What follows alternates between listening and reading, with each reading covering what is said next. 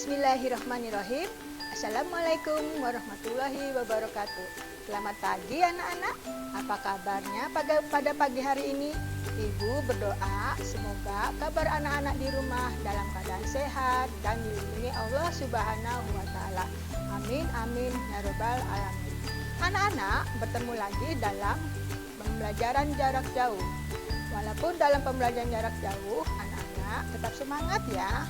Ibu ucapkan kepada ayah bunda yang telah mendidik anak-anaknya untuk belajar di rumah. Nah, ibu juga ucapkan kepada ayah bunda yang sudah mendampingi anak-anak untuk belajar di rumah. Pada pagi hari ini, anak-anak akan ditemani bersama Ibu Sri Katri Maretini. Ibu biasa dipanggil Ibu Katri. Ibu mengajar di SD Pesisir. Anak-anak, pada pagi hari ini, anak-anak tetap semangat ya. Dan dalam pagi hari ini, anak-anak tentu sudah tahu pandemi itu belum berlalu. Ibu selalu mengingatkan anak-anak untuk selalu menjaga diri, menjaga kesehatan, dan menjaga lingkungan. Anak-anak akan menerapkan satu, memakai masker. Sebelum bepergian, anak-anak jangan lupa untuk memakai masker. Maskermu melindungiku dan maskerku melindungimu. Yang kedua, menjaga jarak minimal 1-2 meter. Dan yang ketiga, mencuci tangan sebelum beraktivitas. Jangan lupa kalian untuk mencuci tangan. Yang keempat, menghindari kerumunan. Dan yang terakhir, mengurangi mobilitas. Untuk selanjutnya, anak-anak, marilah kita sebelum belajar kita berdoa terlebih dahulu. Ibu pimpinnya. Doa sebelum belajar. Raditu bismillahirrahmanirrahim.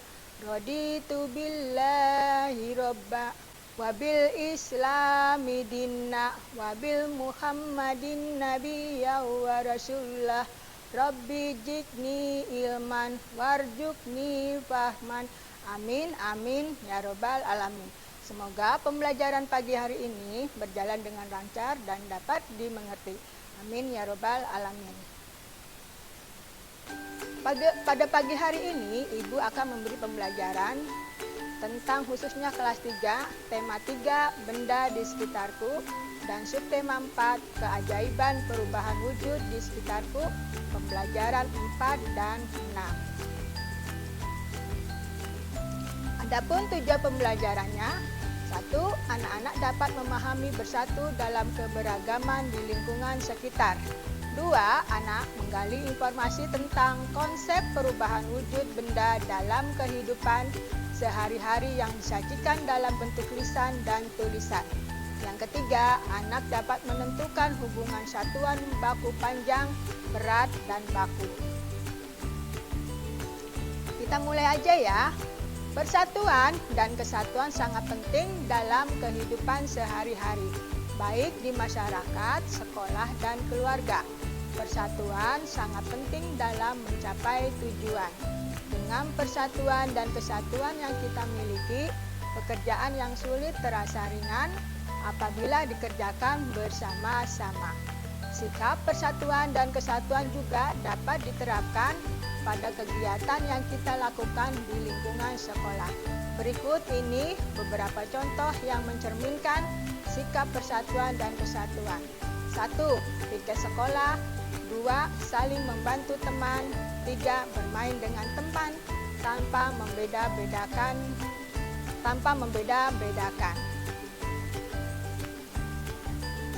Anak-anak, tentu anak-anak akan sudah mendengar tentang perubahan perwujudan zat. Anak-anak di sini bisa melihat ada membeku, ada melebur, ada menguap, ada mengembun, ada menyublin, dan ada mengkristal. Apa sih itu? Coba dilihat, di sini ada benda cair, ada benda padat, dan ada benda gas. Di situ ada angka panah, ya. Ada tanda panah, artinya cair, tanda panahnya ke atas mendekati padat, itu artinya membeku.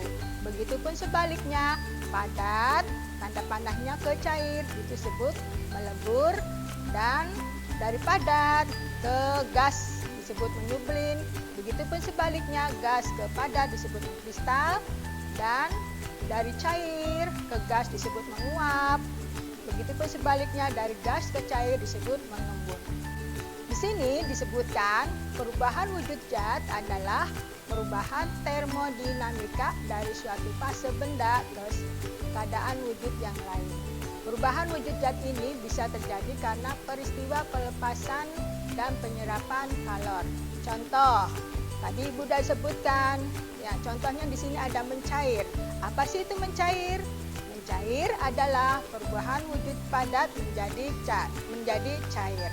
Contohnya, tentu anak-anak bisa melihat dari es batu, kalau misalkan dipanaskan akan mencair. Selanjutnya ada membeku. Membeku adalah perubahan wujud cair menjadi padat. Contohnya apa anak-anak? Ya, contohnya adalah anak-anak air, anak-anak bisa dimasukkan ke dalam freezer, tentunya akan menjadi padat. Itu adalah perubahan membeku. Menguap adalah perubahan wujud dari cair menjadi gas. Ya, ini apa lagi anak-anak? Ya, di situ ada mengembun. Mengembun adalah perubahan wujud gas menjadi cair. Anak-anak nanti bisa mencari contohnya ya. Menyublin. Menyublin adalah perubahan wujud padat menjadi gas, serta yang terakhir mengkristal. Mengkristal adalah perubahan wujud dari gas menjadi padat. Anak-anak, perhatikan gambar di layar monitor. Di sini ada gambar apa anak-anak? Ada gambar matahari, ada gambar laut, ya. Ini ada gambar awan, gambar apa lagi? Ada gambar hujan. Di sini yang Ibu gambarkan di sini merupakan adalah proses terjadinya hujan. Bagaimana proses terjadinya hujan?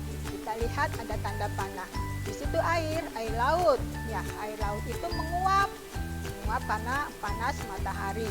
Air laut menguap karena panas hari menjadi awan, dan awan menggumpal akan turunlah menjadi hujan. Hujan kembali ke daratan, kembali lagi ke air laut, dan kembali lagi menguap, balik lagi ke awan, begitu seterusnya. Itu adalah proses terjadinya hujan. Kita lihat ya. Pernahkah kamu memperhatikan terjadinya hujan? Hujan terjadi karena adanya perubahan wujud.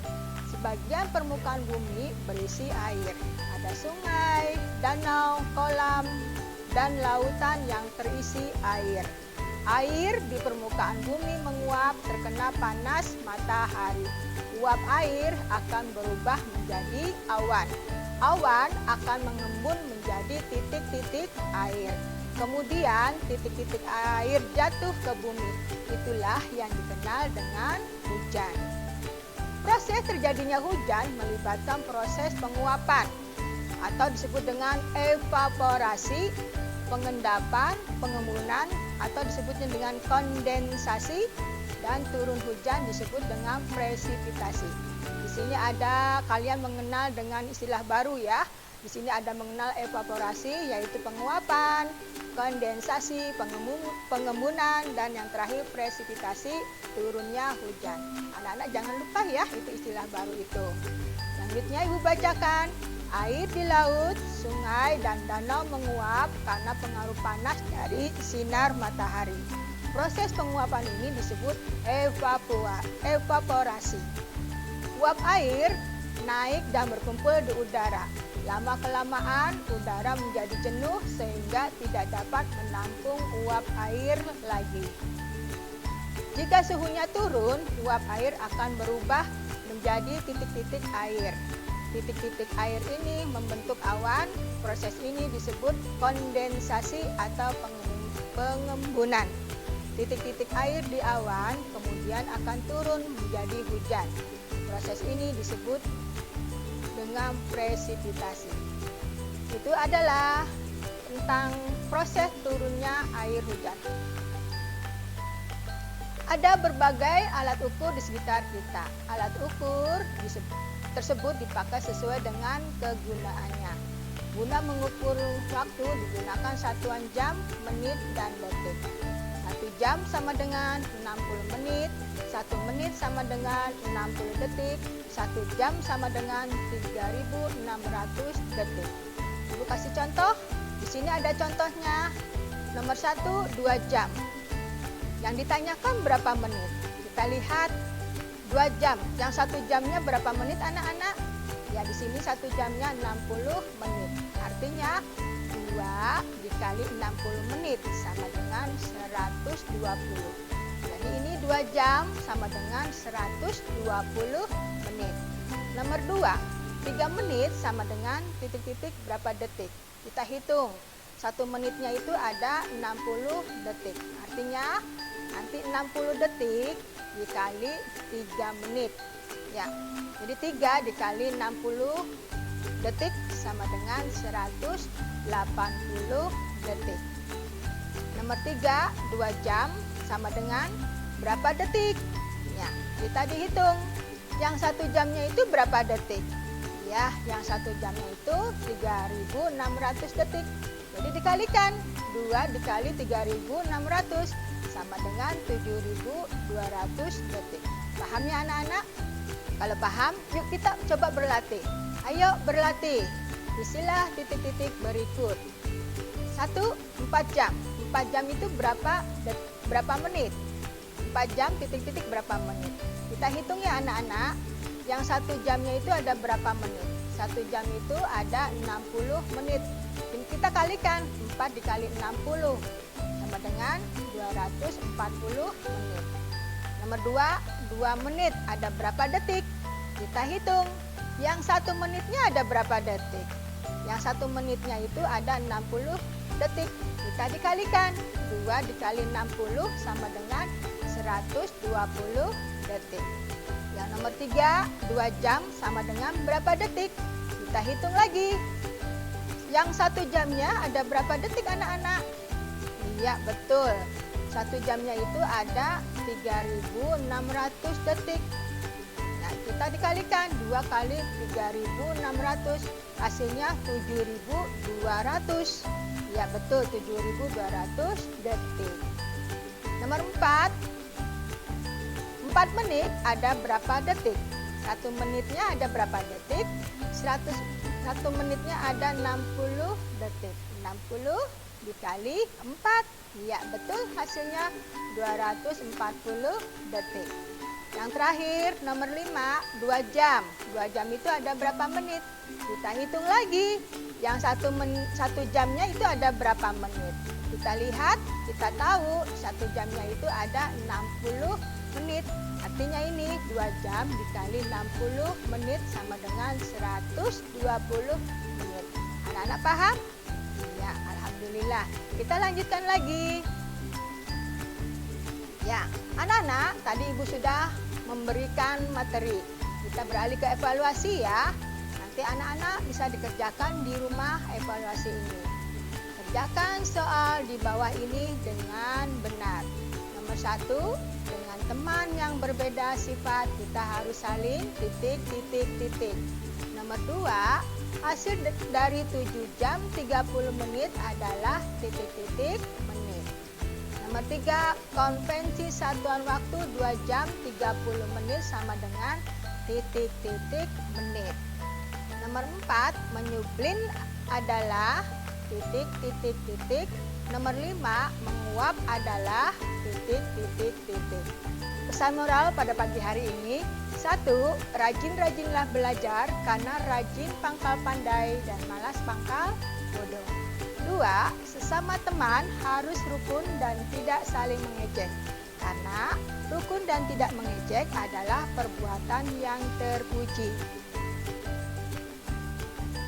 Kesimpulan pada pelajaran pagi hari ini, 1, dengan persatuan dan kesatuan kita miliki akan mencapai tujuan dan pekerjaan. 2, istilah proses terjadinya hujan ada penguapan atau evaporasi, pengembunan atau kondensasi, dan turun hujan atau presipitasi. Nomor 3, satuan besaran waktu memiliki besaran masing-masing. Contoh, 1 jam sama dengan 60 menit, 1 menit sama dengan 60 detik, 1 jam sama dengan 3.600 detik. Anak-anak, itu adalah pembelajaran pada pagi hari ini. Ibu berdoa semoga anak-anak pembelajaran pada pagi hari ini dapat dipahami dan dapat dimengerti. Di akhir dari pembelajaran ini, Ibu mohon maaf barangkali ada kata-kata Ibu yang kurang dimengerti, kurang paham, dan ada kata-kata yang tidak mengenakan di hati. Ibu akhirin aja ya anak-anak. Anak-anak jangan lupa untuk tetap jaga kesehatan dan tetap semangat untuk belajar. Ibu akhiri. Assalamualaikum warahmatullahi wabarakatuh.